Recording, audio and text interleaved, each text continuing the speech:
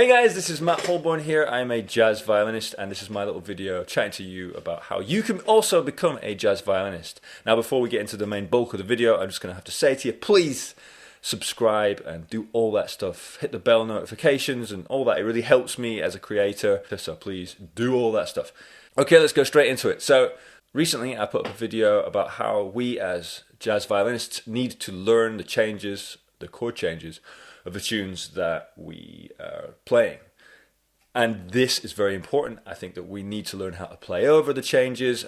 We need to learn how to follow those changes. We need to try to be as together with those chord changes as a piano player would be, or a bassist, or a guitarist. That being said, this video is chatting just a little bit about what else you might need to do, because the one thing that I hear violinists do when they are first starting out, or anybody, not just violinists, but when you're first getting into playing jazz, you start to learn about this chord change thing. You start to learn about following those changes. And maybe you're a couple of years in now and you can follow those changes, and you are not lost when you are playing over tunes. You know where you are, and you sort of know a bunch of theory that helps you create lines that weave in and out of the changes.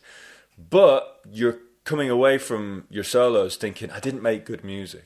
And this is a common thing, right? We learn how to create jazz lines and we learn how to play over chord changes, but the music we're playing, it's not what we hear on the records. We're not coming out with melodies. We're not making real music. So the problem here is we're still beginners. One thing you have to realize is a couple of years into this whole thing, you are still a beginner. It's a really hard thing to do, create melodies on the spot over, a tune that's got loads of chord changes on it, and make it so it sounds good and make it so it's actual music. It's a tough thing to do. And I often hear beginner violinists sort of just sort of yamming through the chord changes. You can just hear them, and this is one thing that I hear often. This is the way that I would put it. So you hear some beginner musicians, and when I say beginner, I mean the first 5 years of playing, and they are basically, via their playing, just proving to themselves that they can play over the chord changes. So you hear they're playing and it just sounds like they are following the changes, they're looking at the ground, the rhythm is not, the rhythms aren't really changing so much, it's just da da da da da da da da da da through the chord changes, and you can just tell that what's happening is that person is trying to prove to themselves in the moment that they can play over these changes. Now that is not what music's about. We're not supposed to be going to a gig thinking, okay, today is the day, I'm going to play the gig and I'm going to prove to everybody and myself that I can definitely play over giant steps or whatever. That's not the point of music. That's not the point of jazz. It never has been.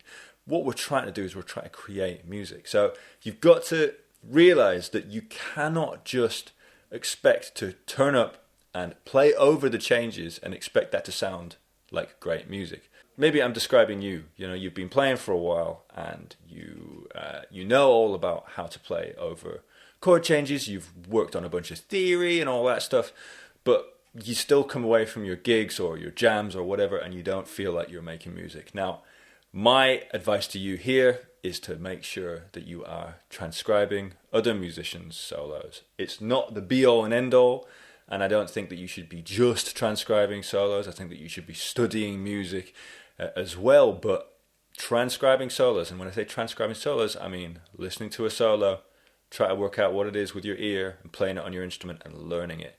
Now, this is just one of the things that's going to really help you progress in a meaningful way. Because what you're doing there is you're studying the inside of the mind of a master musician. We can't say to ourselves, hey, well, I've studied music theory, so now I'm a master musician. That's not how it is. To call yourself a master of anything, you've gone through years and years and years and years and years of playing very good music with very good musicians.